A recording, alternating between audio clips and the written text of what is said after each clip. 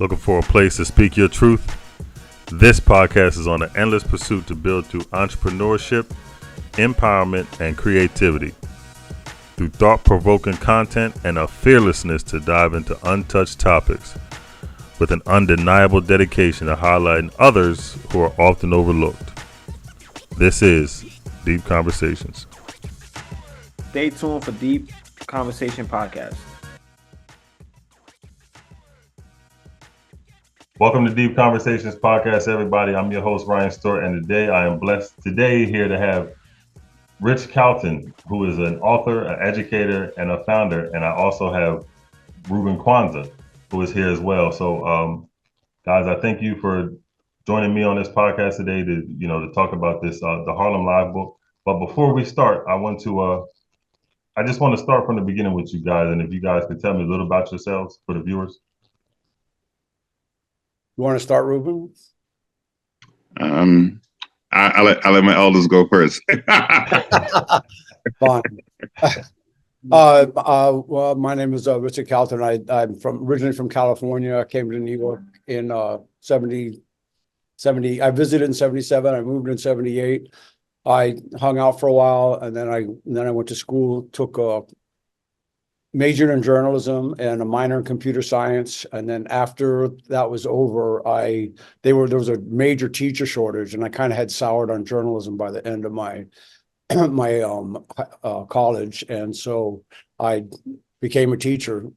I never had an education class in my life. Yeah. And literally within 9 weeks, I was in front of 29 students in Bed-Stuy, Brooklyn, with a piece of chalk, half a piece of chalk, and a sponge and an eraser, and they're like, go have a go at it. I'm like, wow.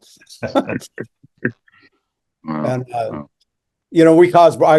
right away was like, well, not right away, but I had the kids write letters to the mayor because the school was, you could tell stuff was not right. And so I didn't, I was naive. I didn't know what I was doing. So I just had the kids write the Mayor Koch at the time, and they got to the mayor. And so the mayor comes to the school, and it caused a big hoopla. But because I was just a per diem teacher, they got rid of me. And then I ended up in East Harlem for 8 or 9 years. And then from that, I left and then went to Teachers College and started working with an organization that was putting the internet in the schools a little bit before the Board of Ed was doing that. And so I called my kids, who I had stayed in touch with from my last couple of years of teaching, and we had done a newspaper in the school. And I'm like, there's this new thing called the internet, and we can do the newspaper. This is 1995 or 1996, and so on a worldwide basis. So I just got a computer and a camera, and we started going around, and it built, because we were like one of the first youth media organizations. We had got a lot of publicity, the New York Times, CNN, ABC. So we're kind of riding the crest of a wave, so that kind of helped propel everything forward and gain momentum. And the kids felt like they were pioneers, and they were, And so, and then like Reuben was like the second generation that came through. That was, there was the first batch, and he was like part of the second batch that came through, as the other kids cycled out and went on to college. But Harlem Live was on magazine, and in the beginning, I was more hands-on, but like slowly but surely, as the kids got more skilled and stuff, they became the teachers. I just more and more rescinded into the background. And when you get to chapter 15 in the book, there's a part where the city wants to close them down, and I'm like, it's after other struggles. I'm like, we're not going to win this. And the kids are like, no, we're going to do this. And so that it kind of propelled me forward. But that chapter is iconic because it just surely shows how the kids were totally in charge at that point, And Reuben can tell you, Yeah. Well, just first, thank you for having me. I appreciate giving my 2 cents. Families from Ghana, born in the Bronx, born and raised. But sometimes I jokingly say I sleep in the Bronx, but I live in Harlem. Because as a teenager, I found myself engaged in so many youth programs that that were just at that cusp, that border between the Bronx and Harlem. And Harlem Live was one of those programs. When I was 17, getting ready to finish high school, going to college, I was part of this youth program in Harlem called, now it's called Achieving Leadership's Purpose. At the time, it was called the Archbishop's Leadership Project. And there was a friend of mine or classmate of mine who went to high school with me, who was part of this program where he was starting a radio show. And same guy, and when we were in high school together, we ran for office at one point together. We had almost all the same classes. And he said, you have a great radio voice. You should, hop on the show with me. It's called Harlem Live Radio. And I said, all right, I'll come along. And I used to see him every Sunday for this youth program. And I told him, I'm going to come. And then finally one day I said, no, let me just come. And so when I get there, it's Harlem Live at one of their locations. As Rich mentioned, I guess second generation, second wave of folks who were involved. This was around 2001, I believe. Yeah. And so when I get to this location, I didn't really know it was Harlem Live yet. All I knew is I stepped into this area. It was like, literally, it was just teenagers working. It looked like, just imagine Ghost Rider, but not just a few kids, but a whole bunch of kids writing, recording video on the translucent apples that existed at the time. There was a lot going on. And one student came to me and just started questioning me and interviewing me and asking, and you just feel like it was like a teenage newsroom. And I was like, wow, what is this? And funny enough, Harlem Live Radio, I think I was involved in that for a short bit of time, but I got so wrapped up in everything else that was going on. Rich at the time was there, you should come back. So during that last semester academic year of mine, I popped in another time during the semester to see what was going on. At that time, I believe they were at their new location in Harlem. And then I came again in the summertime. When I came in the summer, Rich is like, remembered me from popping by and said, hey, you want to be an editor, or you want to participate in our activity we're about to get in? I said, all right, sure. He's all right. We're going to be interviewing folks in like 5 minutes. Just, we're right here. And then 5 minutes later, I'm in my white tee, the early 2000s, the double XL, triple XL white tees was the big thing. So I'm in my crisp white tee. It's like 89, 90 something degrees outside. I'm in this loft looking space. Whoever puts up a camera, and another student's asking me questions about why I want to be editor. And I didn't know what I was doing. I just knew that, okay, I'm in front of a camera. I have to communicate as well as you can. And I just wanted to make it happen, whatever it was I was doing. And I felt like I was building a plane while flying it in that time span. And before I knew it, I had other folks who were part of a team. I had friends of mine who I invited days later to come participate. And till this day, there's some folks that I met that first week, who are friends of mine to this day, who were at my wedding, who know my kid, my daughter, just from the initiative. Rich, he said that, he kind of fell back. It's true, but he's really good at saying one or two key things to put you in position to leverage whatever it is that you have to offer. And the same way he sort of encouraged that with me, he did that with literally everyone who participated in Harlem Live. And if you were anyone who just stopped by just to learn a little bit of something, or if you heard anything from someone else about Harlem Live and you stopped by, you'd sign in, you'd meet with another person who was a reporter or a video editor or something.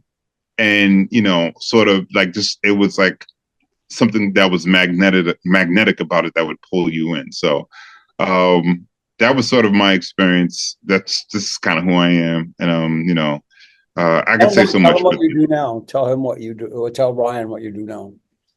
oh yeah. So now I work with the City University of New York with an initiative started by the Mayor's Office, CUNY, and the Department of Public Schools called NYC Men Teach. Wow. And so the goal behind it is to recruit more men to become teachers in New York City public schools. I don't remember the exact numbers offhand, but relatively speaking, there are well over 1.2 million students in New York City public schools. In 2015, they did a study. At the time, there were around 70,000 or so teachers. And guess what percentage of those teachers were male teachers? Let's take a wild guess. I was just thinking that as you were saying it. I'm like, I wonder how many. I know it's those. Yeah.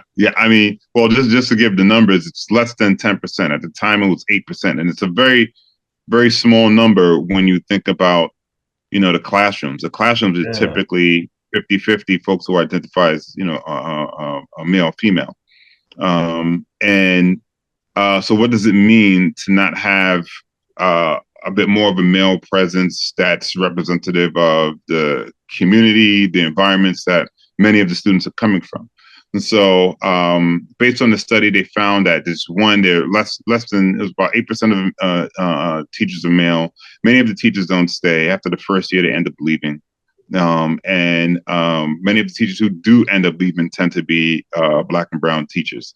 And so the whole initiative, which is supported now by the city, is to create systems, create a pipeline. I work on the college side, but from high school, college, post grad, and those first 2 years in the DOE, to support male teachers to stay. And so I've been fortunate enough to work in this program. There are amazing teachers that we meet, and we sort of have conversations that students typically wouldn't have in the classroom setting. And I feel fortunate to do this work. I always tell people, when you see what I'm doing, it's not just me; there's a whole community of people behind me. But for me, part of that community were spaces where I got to develop my own personal skills, my public speaking, my ability to write, and Harlem Live was one of those spaces. So there's skills that I employed then when I was 17, 18 years old that allows me to engage with folks who want to be teachers now, who may not even see themselves as teachers, but have skills, that programs like NYC Men Teach help unlock. And so, it's a great opportunity. I'm glad to be doing that. I'm glad to have had the experience of Harlem Live, and we hope in our own ways to create similar initiatives, programs, and spaces where students get to feel empowered. Yeah. Now, before we get back to guys, pardon me. Reuben, do you guys provide a support network ongoing, like while they're in the classroom? I mean, Yep. So how it works typically is, I work at one of the 2-year colleges. So we, students we work with stay with us, they work with us, we provide resources, we provide programming, and different kinds of professional development. They move on to once they're in the program, they stay until the 4-year. I literally hand them off to a program director at the senior college. When they're done there, they get different kinds of funding to help pay for certification exams, the initial certification, typically kind of like the SATs. There's certain stats that show how Black and brown folks perform when it comes to passing the certification exams. So we provide supports to help, like workshops and different things to help make sure that students are able to take it, pay for it, pass it. Once they're done with that and they start in the DOE, that first year, we call it the village. There's sort of a village that they become part of where they have what we call an anchor. And anchors usually help them because, as I mentioned, that first year, a lot of teachers tend to disappear or switch into administrative roles. So anchors are kind of like that first line of defense against them leaving, in terms of just emotional support and professional support. And so it stays, and at some point, those first year, second year, third year teachers become anchors themselves. And so that's essentially the pipeline. Yeah. So why do you think so many male teachers leave after a year or a year or two, like you said?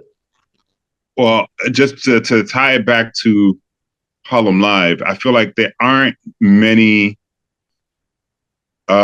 easily accessible citywide programs that young guys are aware of where working as an educator can be demystified.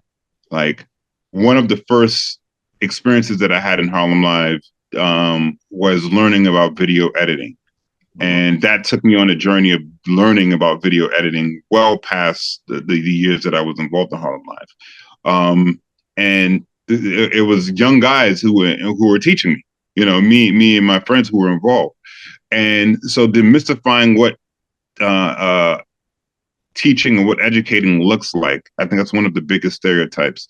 And just ideas around masculinity and what it means to be a person who educates in a way that's caring, in a way that's nurturing. There right now, for instance, there's a mentorship program that me and my colleagues at the college that I'm working on to recruit men to be mentors to men who are teachers now, who are teaching in early childhood education. We're seeking to have them support students who are looking to become early childhood educators, because a lot of guys just don't want to go in that direction because they're afraid of working with young kids. There are a lot of ideas and stereotypes around what it means to be a grown man working with infants and toddlers, kids in kindergarten, first grade. A lot of guys are just either nervous about interacting or scared of interacting, or they feel like it's just not a lucrative field to work in. And so that sort of pushes people away. But when they think about the fact that, wow, like one, there are different opportunities work-wise where you can work with that age group. And two, it's an important and valuable career. Once they get that information and there's spaces where they can learn about it, it makes a world of a difference. And so it's access, misinformation, and few efforts to demystify what this role is as a professional career that sway people away.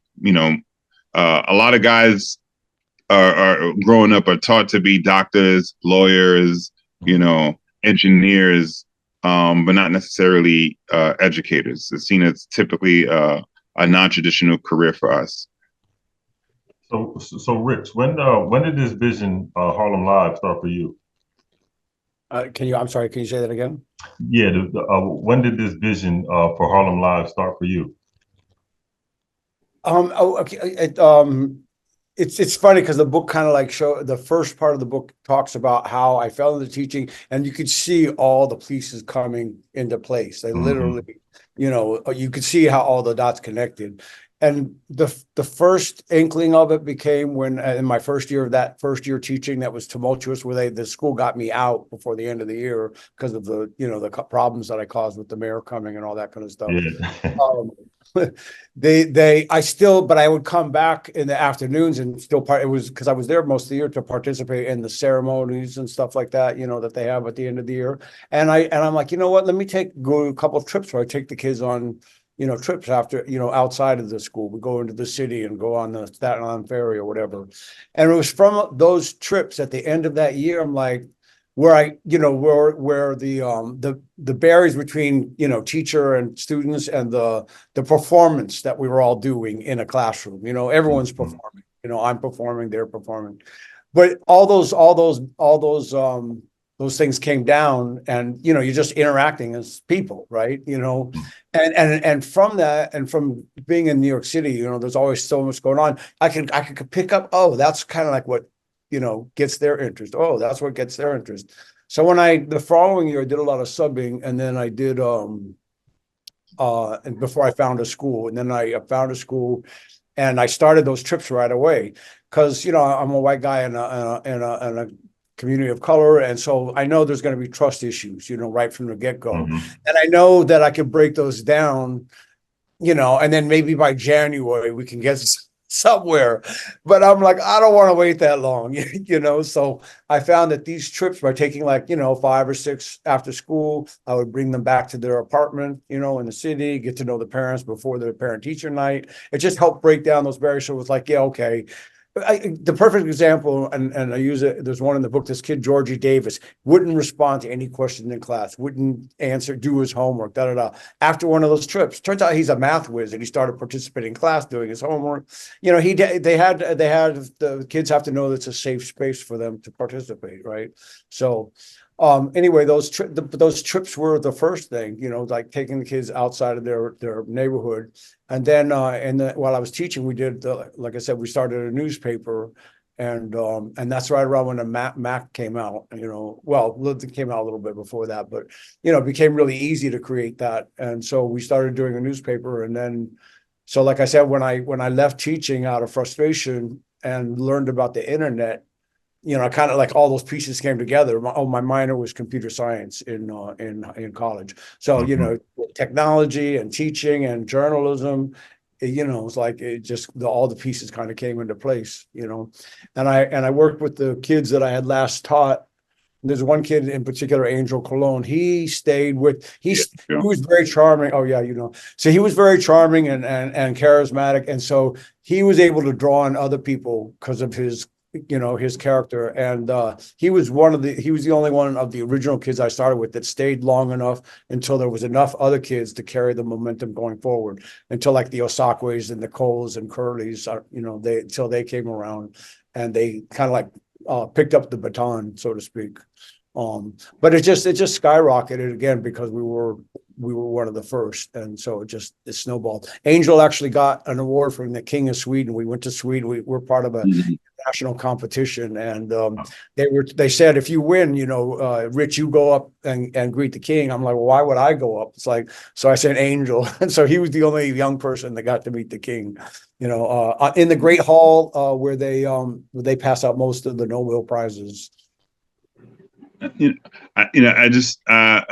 That just made me think about the reach of Harlem Live. I mean, it's called Harlem Live, but there are people that were involved from all over the place, and even into deep into my adulthood, I met people who at some point were connected and engaged with Harlem Live, which to this day amazes me. Like first, right after I finished high school and I was in college, my first year in college, I always found space to mention Harlem Live. So I remember mentioning Harlem Live to one upperclassman. I think it was a sister who was a junior, senior. I believe she was a senior, junior going into her senior year. She was an editor for Harlem Live online. Harlem Live used to have online editors who would, if you're writing an article, if you're writing a paper, you send it to one of the online editors, they edit it and send it back. And this, young sister from Philly was one of the online editors at my school in the middle of nowhere, Pennsylvania. I was like, what are the chances of that?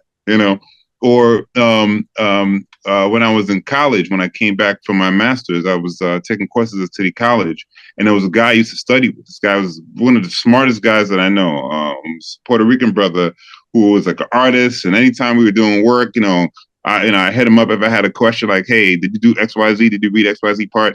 He'd call me or I'd call him, he'd be in Mexico, he'd be in Paris another day. One time he did a painting for the Obama on the Air Force One. I'm like, what? How are you so exposed? Which is dope. But and one of his references for me was, when he was in Harlem Live, he used to always travel and do all these different things. Rich, I don't know if you remember a guy named Nelson Caban. Oh yeah, Nelson. Yeah. Oh my God, Nelson, right? Nelson. Yeah. Oh, wow. Yeah. Phenomenal. Are you still in touch with him? Yeah. Hit me up on the alumni page on Facebook. Yeah. I'll hit him up, and it's a phenomenal guy. Through him, I got to meet other people, and also after my college years, I was part of this African Rites of Passage, and so one day we're all having dinner, we're all talking, and I remember Harlem Live. One of the dope things about it is that when you would go to the homepage, there would be like a profile of all the people who are involved, right? So like, and you know, once you're part of Harlem Live, someone interviews you, and you sort of get the opportunity to write your own profile. Someone, you know, works a little profile for you, so you get to see who else is involved in Harlem Live and where they're from and what their interests are. It was like Facebook before Facebook, MySpace before MySpace. I don't even know what to call it. And so so I remember seeing a person's face on there. I can't remember her name anymore, but I remember seeing her face on there. And this is years later. This is probably 10, 15 years later. I'm at a dinner in Harlem with folks from this African Rites of Passage, and I see this lady sitting at the table, and I'm like, wow, her face looks so familiar. And she mentions her name. I asked another friend of mine who's part of Harlem Live. We look in the archives and find out that she was part of Harlem Live. And, you know, it's just, I don't know, like it's a really, really small world, you know, that Harlem Live sort of created from people who were engaged wherever they were, who've gone out into the world and, you know, done whatever they've done, picked up whatever skill they've picked up from that space, and put them in environments where, you know, serendipitous connections happen, you know, and I've seen that happen I'm just telling you the stories I remember, but it's happened so many times. The last thing I'll say is, you know, Harlem Live, yes, on one end, it's about the you know, a space where folks had the opportunity to develop, you know, journalistic skills, but it was also a space where people had an opportunity to tap into who they were. You know, it's a space where if you had some sort of skill, you didn't have it. There wasn't an uncle or aunt or a friend or someone there who was saying, "Oh, you can't do that. Oh, you want to do this?" You know, like there was a space where if you had an idea and you wanted to try it, it was an incubator space for you to try it. Right. And that's what I was getting ready to. That's what I was getting ready to ask you. I'm gonna ask both of y'all. But what has Harlem Live taught? What has Harlem Live taught you guys about yourself? I'll start with you, Reuben. Yeah, you know, but before Harlem Live in high school, I did decent in high school. I didn't do too bad. And the way my high school was, if you had some sort of quote unquote promise, you know, there were efforts made to sort of support you. And Harlem Live was one of the first programs that I just happened to join that wasn't part of the engine of trying to support I didn't hear about it from some counselor or, you know, I heard about it from a friend. So being in that space, I was only there because I desired to be there. There are a lot of people who are there for that reason. And Harlem, for me, in that space of my own choosing, it helped me realize that on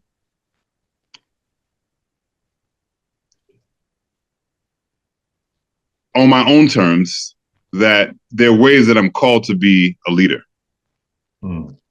And I'm trying to think of how to phrase it because I don't want to use it lightly. Like some people look at the idea of being a leader as, you know, kind of like as a badge of honor or like, you know, like something to be given affirmations of, you know, but when I look at leadership, I look at leadership as a responsibility when you're in a position because you have a certain knowledge, you have a certain sense of yourself, you have certain skills that calls you to act because no one else can do that. Like you have to do a certain thing because if you don't, then no one will, right? Harlem Live really isolated that idea in my mind and helped me crystallize it in a way where I realized the importance of taking up a certain role and a sense of responsibility because if you don't, who will? Right.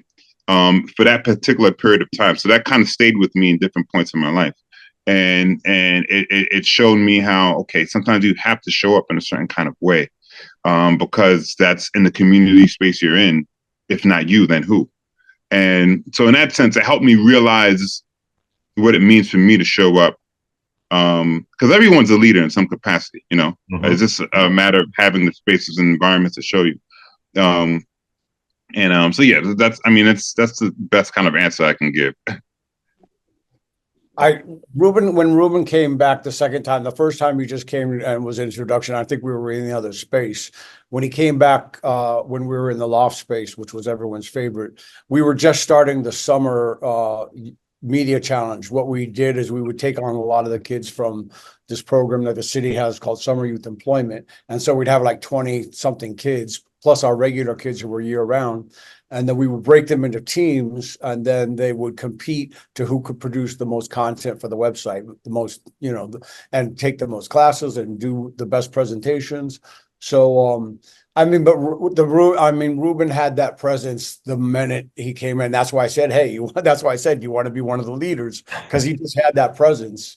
And so you could just tell. But I think that was one of my skills as a teacher was when I was younger. I had a stepmom, and I used to write poetry, and we didn't get along, and I brought a poem to her once, and she looked at it, and she's like, she ripped it. She goes, "You didn't write this. You copied it out of a book." And so I stopped writing poetry. And so I think that wound helped me as a teacher. Like, I want to see what the capacity and the interest is of the kids that I teach, and try to like make sure that either give them a kick, or just make sure, or just tell them don't lose that flame. I feel that way, Reuben, about Brian, the young guy that was in Shanetta's son that was at the book signing. Yep. I feel that's by him, so I take him on trips around the city. He's homeschooled, but he's the same way. But that's why his mom does homeschool him, because he has that spark. He's definitely a Harlem Live kind of person, but he has that spark that it's like sometimes the schools can take that out of you, Yeah. So, yeah, it's true. It's true. And, that said, in the work that I do, and not even just work, but just in my engagement with young folks, like, one of the things I loved about Harlem Live was like our man on the streets. Like there was a thing where, like kind of like a reporter, you would walk up to people and you would ask them questions, and get to know them. And at first it's a little nerve wracking to try to do, but after some time you really get used to it, depending on how often you do it. And I think that's something that stayed with me. But also, being from New York, growing up in the city, knowing how things are, how things can be here, when I see young folks, whether it's in the street or whatever situation, like I like to talk with them, or like not big bro them, you know what I mean? But offer, and as much as a caring and nurturing way, offer like, bro, this ain't it. Or like, offer my 2 cents. Because a lot of times, a lot of people are scared of young teenagers. A lot of our elders, a lot of our adults, they're afraid of them and afraid to walk up to them and say 1 or 2 things. And sometimes, when you do that with a kid, that goes a long way in them seeing themselves, when they see themselves reflected in someone who's willing to approach them. I remember years ago, a mentor of mine I had, elder mentor, really, really, really, a person who used to push people to be their best selves. I remember one time he was talking with a collective of us young folks, and he told us, "I love you." Said, "I love you" to all of us. And I remember, whoa, like 1 is a guy, 2, I never how often do you hear a older Black man telling other young Black kids, "I love you"? That's not something that you hear. No. If anything, you hear stigmas behind that, And so just having the courage and the boldness to talk with young folks and encourage them and tell them like, yo, like, I see what you're doing and you're doing it well. Keep going.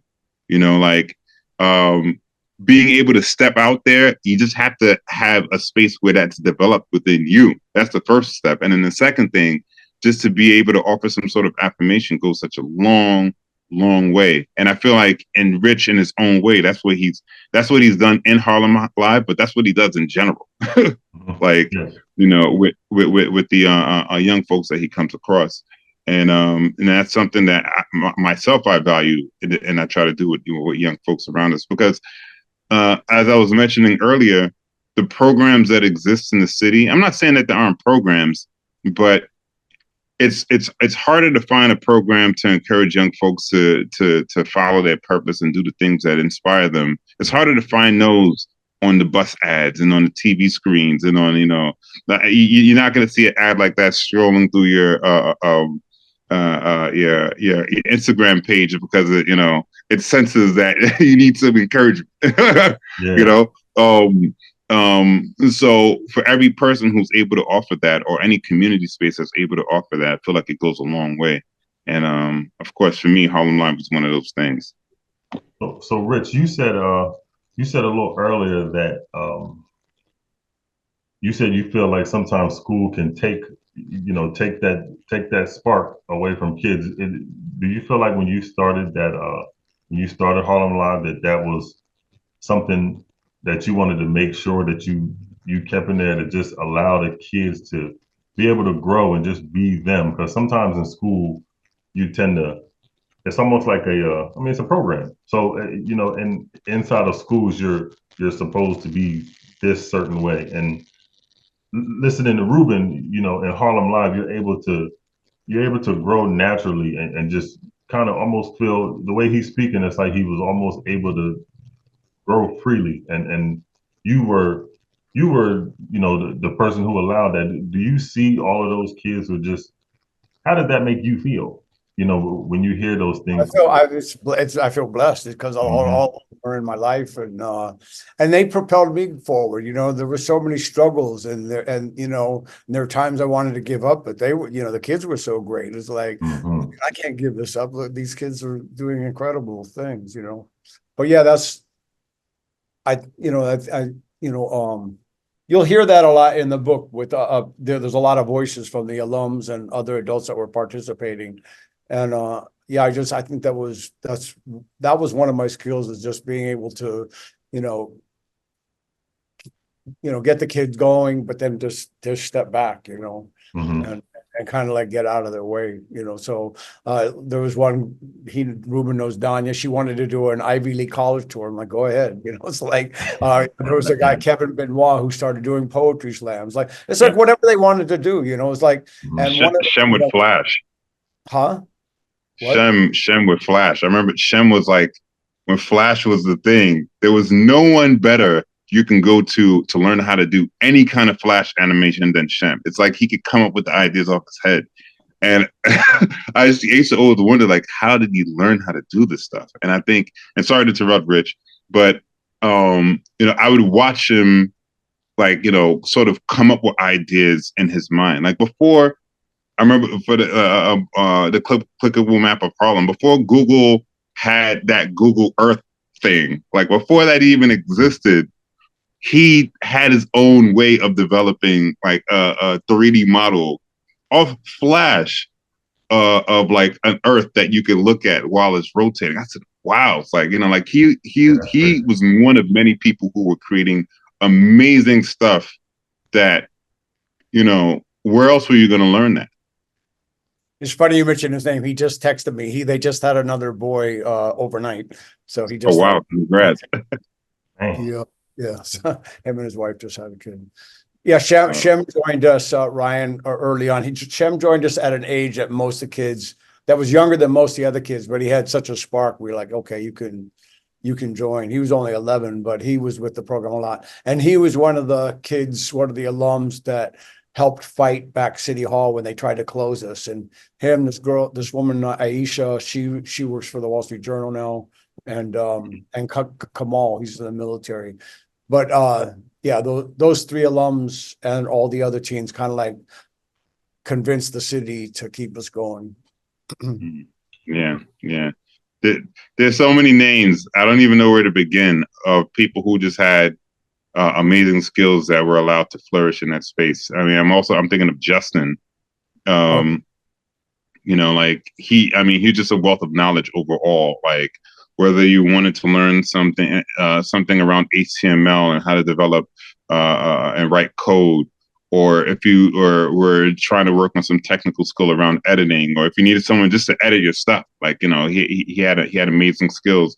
And one of the other people that I competed with during the summer competition, Kim Campbell, who's one of my best friends to this day.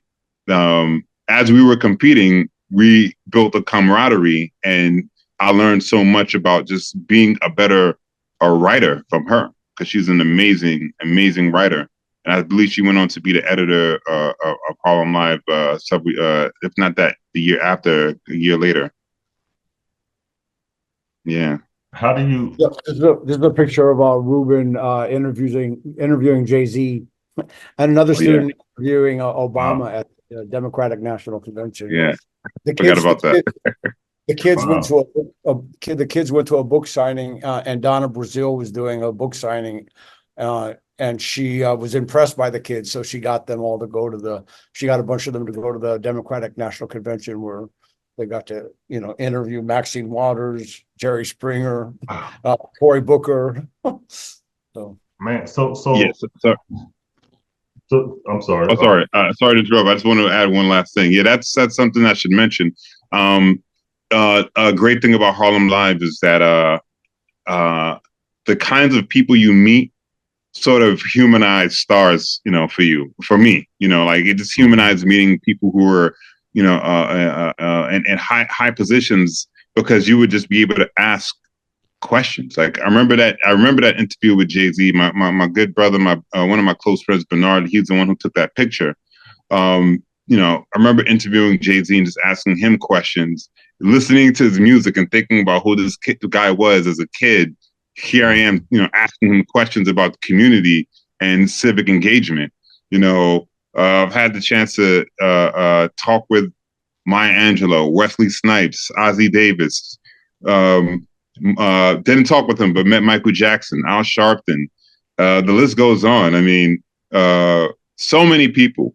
And just quickly, I remember in that particular picture, it was at the Human Bookstore. The Human Bookstore was one of the largest Black bookstores in Harlem. And at the time, it was owned by, I believe, Patrick Ewing's wife in conjunction with two other women. And years later, again, in my post-college years, I actually got to go back to that bookstore, and the folks remembered me from then. It was different management, but they remembered me from then. And I had the opportunity to run book discussions. For almost 3 years, I ran book discussions. I ran some with mentors of mine, people from the community, and it was the same iteration of what was happening with Harlem Live. And I had the opportunity to connect other people who enjoyed reading. So instead of me being the one who was hosting the discussions, I was just hosting the space. So I would have people from the community with books that they enjoyed to read, who would come, and they would host discussions, and they would have conversations, and they would bring different groups of people. We've had authors come with their books, folks who just dropped books, and they would host discussions. So, and right around the corner from where Harlem Live was, and so for me, it felt like just another iteration of what we were doing there. So, and Rich, do you feel like this book is going to serve as a vital resource for educators and policyholders? Well, that's the hope. I mean, one of the things that I left, I finally burned out in 2009, and one of the things that made the program kind of fall apart subsequently is the adults that took charge started doing everything. They started doing the website. They started doing the videos. The kids were just last bit players. It's like and so but anyway, so the death of one of the alums, tragic by a drunk driver, kind of like got me thinking about doing the book.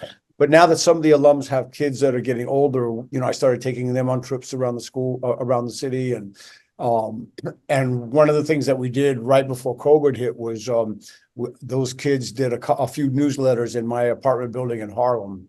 So to show that you could do it, something like Harlem Live, because they were younger at the time, with younger kids, at a very local level. So I'm going to try to do that with some of the kids now in their buildings and on their blocks. We also got in touch, Kevin, the editor-in-chief, and us, we got in touch with this program called Press Pass New York City, which is trying to support schools trying to do newspapers. I want you to meet. Oh, they were there at the book signing, Reuben, but I want you maybe to see if you guys could hook up some kind of collaboration. But there's both. Well, there's a few things, both to show the power of experiential learning in teaching kids. It's most powerful. And another thing, Reuben, if you look at chapter 3 in the book and have some of your teachers look at it, the second half of that chapter, it shows all the experiential learning kind of things that I did that engaged, whether it was plays, the newspapers, guest speakers, other trips. Letter writing, now it would be emails, and there's a website that goes with it that says more in detail how we did each of those things. So that's pretty cool. But to show the power of experiential learning, to try to help reinvigorate local journalism in the communities, because a lot of local journalism doesn't exist anymore. They're bought up by hedge funds. It's something I believe that whether it's, even though between maybe high schools and colleges, someone's got to step up, got to fill in that void, because otherwise they're not going to be informed. So to show the power of experiential learning, to help reinvigorate journalism. I think journalism, the point wasn't to make journalists, it was to use journalism as a vehicle to teach so many skills. I mean, because Reuben talked about the person on the street interviews, and being able to go up to people and ask questions. When kids got over that fear, just like Reuben was saying, if you can do that, you're like halfway to anything. That you have to go up and ask questions. So to that confidence that you get by doing journalism, the experiential learning, and I guess that's it. To help other, and you can use it like a blueprint for trying to create your own kind of like. It doesn't have to be journalism; it could be anything. But some of the challenges and successes that you can have by working with kids and giving them the trust and the empowerment to make things happen. That one of the things I always say. I mean, I don't know if it's a thing, but a lot of the times, like I said, the kids and the alumni help run the program. So there were times I wasn't there and they were running the whole thing. There were times we were going 24/7, and we never had any mishaps. There were no police had to be called. There was no ambulance. No one got hurt. And maybe that's not spectacular, but going for 14 years and the kids are going on bikes on trips on their own and nothing ever happened. It's like, man, that's a big deal. Yeah, that is. And I read that the book found its way to the Smithsonian. Oh yeah, they were the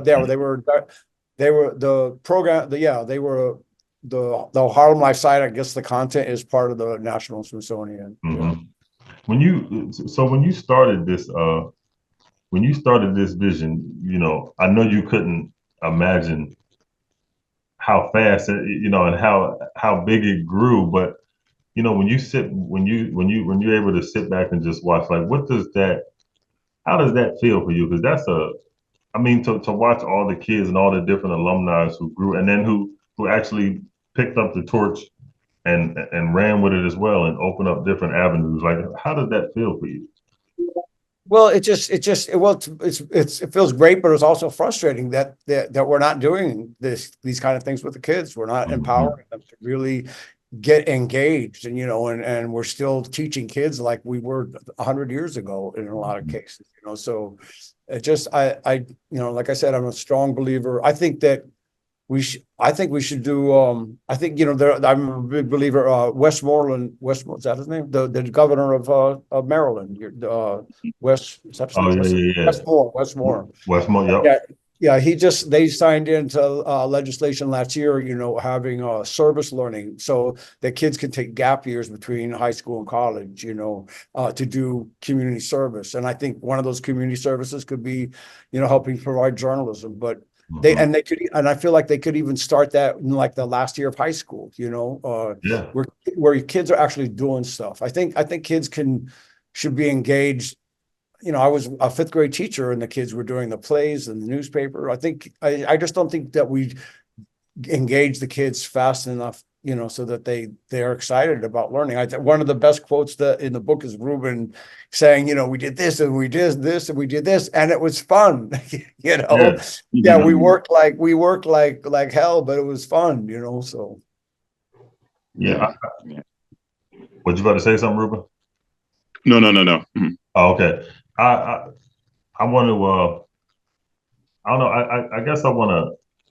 Listening to you guys, it's fun. It's funny. It like gets me excited too, because like I was telling Rich before you jumped on, Reuben, my podcast is really just I want to uplift and I want to highlight people, for the things that they do, because somewhere along the line that stopped somewhere. You know what I mean? And it's like there's not enough acknowledgments of the things that people are doing, and I think that's why there's a lot of depression. I think that's where there's a lot of all these other things going on, because society doesn't know how to communicate. When you said if you can go up and talk to somebody and get past that fear, that knocks a lot. It gets so much easier, and it's just you realize more things that you could do. When I was in school, I was the quietest person in the world. I didn't want nobody talking to me. You know what I mean? And I didn't get out of that until I was older and to understand some things. And I just found that, reading up on the Harlem Live, that's something that needs to be everywhere. It don't have to be, and it could, start as Harlem Live. It can go to down Florida. Well, it has. You know what I mean? Like you said, it was somebody. Was it Norway? I think you said. Oh, in Sweden. Yeah. Sweden. Okay. Yeah. Ablai, who grew up in this building, I mentored him and his brother. Their family's from Senegal. He was actually just here just before we started, but I didn't do Harlem Live with them. This was after Harlem Live, but I would just take them on trips with some of the other alums. So we would go and help, but I would get them to do that, ask questions. I had a contest with them and who could create the most words, while we were on the subway. And I think it was for some money because we were going to Coney Island, but I gave them the clipboard and the paper, but I didn't give them a pen. They had to ask for a pen. They had to ask for a pen. Right. To borrow the pen. So, but it's great because like once they get beyond that fear, I was taking one of the alums, Melvin Johnson has a couple sons, Justice and Harlem. Harlem's a bit shy, and so I just remember being with Harlem and Ablai on we were out in Central Park and Harlem was like, what are those people no, Justice was doing, what are those people doing? Like, they go up and ask them, like, oh no, I don't want to ask. I'm like, Ablai. And so Ablai just went right up to them and just started a conversation because he had that nudge, it's like, it's okay, Mm-hmm. And I just, I think, I'm shy myself. I probably lived through the kids vicariously because when we'd go to settings, I'd like, you guys go talk to the people. I'd stand in the corners. But sometimes you can encourage kids to encourage kids to do that easier than adults because they haven't built up a lot of the defenses that if they get started at that early enough, they're good. Mm-hmm. Yeah. And another thing too that I think is important, particularly as far as the influence of Harlem Live, but the importance of community.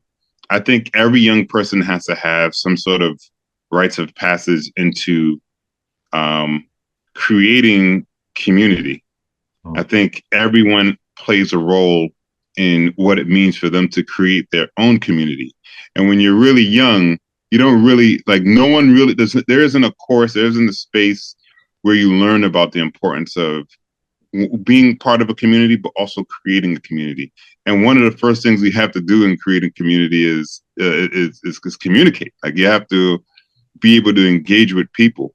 And I think that, the best way to see how that works is being in community. Like, I love the experimental nature of Harlem Live because you were there and you sort of went with the flow of the energy of how things, you created community. Like, if you're a student participating, you almost kind of created community by chance. But when you become an adult and we all have in some capacity to engage this, professional world, this professional life. You have to have a job. You have to have, all these different things you have to do. It's hard to see how you're by chance creating community around you. And I think when you have as a young person, if you have a sense of what it means to engage with and create community, you realize, okay, should I have it by chance or should I have it by choice? What does it mean for me to actually have a sense of agency in creating the spaces that are around me? And I think that's such a core principle that's not really, I don't know where that's part of the conversation, with the young folks in my life, particularly my nephews. I have several young nephews, they're young guys. I helped raise them from the time they were kids. That's really forced me to think about what it means to be actively creating community.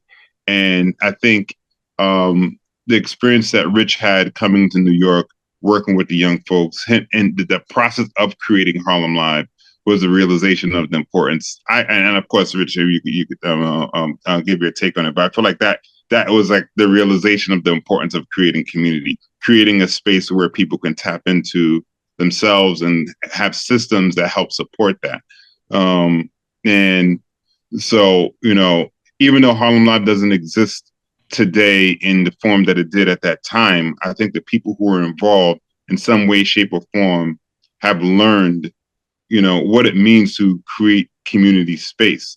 My good friend Mike, who joined Harlem Live with me the time I was there, sports fanatic like me, fellow Knicks fan. I hope he doesn't. If he's watching, I hope he doesn't feel any kind of way about me saying this. But he loves children, like he loves his children, and he loves sports. And so one thing that he offered in the past year was the opportunity to teach kids basketball basics. Mm-hmm. Like just how to get some of the rudimentary, whether it's drills on dribbling, shooting, passing, playing different positions, he's the type of person who is about actions, and having him as a friend while we were doing Harlem Live, his fire to act helped me, because in our community, I had one skill, he had another skill. But as a father, a grown man now in his own community, knowing what tools he has access to, this is something he's decided to do. I don't think it's by chance. I think it's by choice, because of the ways he had experiential learning and the opportunity to engage community. And if more kids have the opportunity to be in programs like this, or engage in experiences where they have to show up, not because it's forced, but because it's fun. I think you have things like that happen when those kids become adults. So Reuben and Rich, I appreciate you guys for jumping on this podcast with me today. I don't know, y'all's conversation just got me excited, talking about Harlem Live, and just all the just the reminiscing for you guys of what it was like for y'all. I think it's always good to just have conversations about these things, and to move the needle along for the future. You know what I mean? And I hope that we can connect and network together down the line, and that would be awesome. And I thank you guys for jumping on this podcast with me today and sharing your story. Yeah, there's if I can add, there's Ebony Myers is an alum. She's actually in the schools in Baltimore system, and she got an education Fulbright, and she went and studied the education system in Finland for a year. But she's a really cool person to talk to. But she's very involved in the schools in Baltimore. But that wasn't the point I was going to make. But everything about the program, though, Harlem Live, was pretty organic. Everything kind of just grew organically. It's like there was really no blueprint. We just kind of like went with the flow. Just went with it. Yeah, that's usually the best way to go. Yeah. And also, thank you for having me. Yeah. Absolutely. Yeah. And it's dope that you're doing this, man. This is really, really, really cool. Because I mean, appreciate that. no, it is because there's so much. I have to say, I mean, there's so much negative content out there. I mean, it's what I forgot the phrase, but the idea that bad news sells or bad news is good news. Like there's so much. Like I've been talking with my nephews the past week about just we talk about all kinds of stuff, and the topic of conversation for the past 2 weeks has been Diddy, everything, Diddy this, Diddy that, it's Diddy draining. It's like I don't want to hear about it. Yeah, it's exactly. And when they were first, every other TikTok is Diddy right now. Yeah, it's just, and it's like, this is crazy. Yeah, and when they first brought it up, I didn't even know it was a big deal. And then, like in the past 2-3 days, that's all I've been seeing. Yeah, and I'm like, oh man, like what is the counter narrative? Like where is the space where where we have a conversation about folks who are doing amazing things that are changing people's lives in a way that's like enticing, where folks like, oh, I want to hear more about that. It's really, really, really, really hard, to push that. And but it's important, So what you're doing is really, really dope, man. I appreciate it. Somebody told me, somebody said when you have a vision, you got to be patient because it's going to take people a while to catch up to your vision. So you got to keep. Yeah. And now, me trying to be in this lane of positivity, all the other 99 lanes are crazy. You know what I mean? And it's like, everybody they flood to that, which, I mean, that's fine. That's not gonna last long. I know you're right. I know what I was going to say before is, especially since the pandemic, and it's said in the book that, it's important that we create these spaces where people can come together, again. And another thing that I really believe in is non-institutional spaces, as Reuben can attest from the Harlem Live space that we had, the loft, where there were no fluorescent lightings, we had, a hammock, it was. I guess we kind of like did the Google offices before Google did theirs. Yeah. It's so funny you say that. I was thinking about that because I've been to Google, and Google operates almost exactly like Harlem Live. It's almost the exact same thing. Yeah. But so it's the importance of creating spaces for people to be able to come together, and that they don't feel like you're inside of a hospital kind of a thing. Yeah. This has been my goal the whole time, and it's just, I appreciate y'all for coming on and sharing y'all story, and all I want is for people to come together and have a positive, have positivity, and just be able to walk away from the space and just feel, refreshed from all the craziness, and it's just, Appreciate it. Keep going. There are alums all over the world. There's Torrens teaching English in Japan. This girl, Tamara Leacock, she has a clothing line in Australia. Katrina Shakirian, she does politics in Armenia. This woman, Khadija, she does a publication in Ethiopia. She's with her kids. So the alums are all over the world right now, and so it's kind of cool. So you might want to look at that list and get in touch with someone. Yeah, I was getting ready to say, as I'm hearing it, I'm gonna listen to this video and get them names. I'm gonna look for some of them people. Yeah. But again, I appreciate you guys. It's thank you again. Thank you. Thank you. My pleasure. You're on YouTube, baby.